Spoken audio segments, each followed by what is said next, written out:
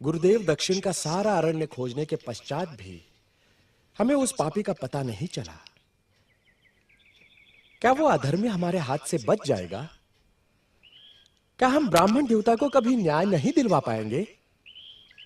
इसकी चिंता ना करें राम, हमारी सारी सेना उस दुष्ट को ढूंढने में लगी है। गुरुदेव, वो देखिए, कोई आश्रम जान पड़ता है। चलिए वहां चलकर देखते हैं। उस अधर्मी का पता संभवतः वहीं से चल जाएगा।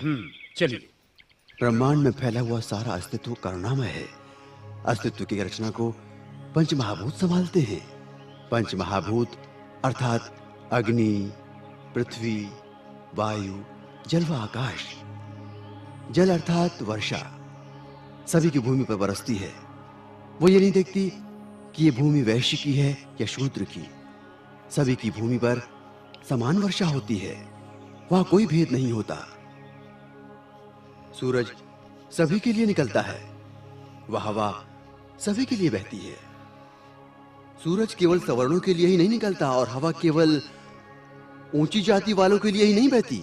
वर्षा अगर भेदभाव करती तो सवर्णों की भूमि पर ही बरसती, पर शूद्र वर्षा से वंचित रह जाते।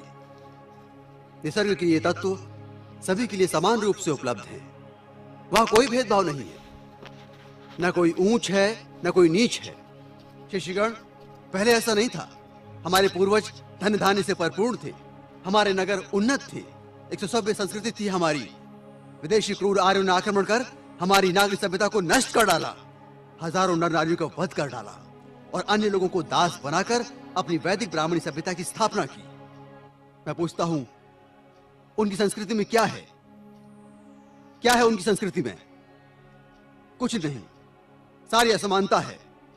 और इसीलिए हमें शिक्षित होकर उनकी पाखंडता को सारे लोगों के सामने लाना होगा और तभी हमारा जीवन सार्थक होगा। मानव मानव में भेद करने वाले वैदिक धर्म की हमें आवश्यकता नहीं, बल्कि निसर्ग के भेदभाव रहित नियमों को स्थापित करना है। और यही मेरी शिक्षा है शिष्यगण।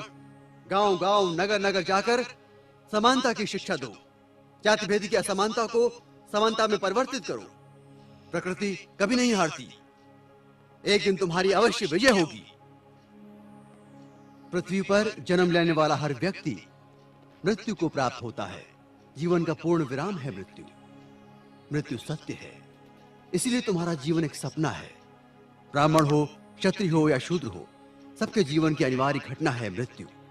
मृत्यु तुम्हारे अहंकार को छीन लेती है,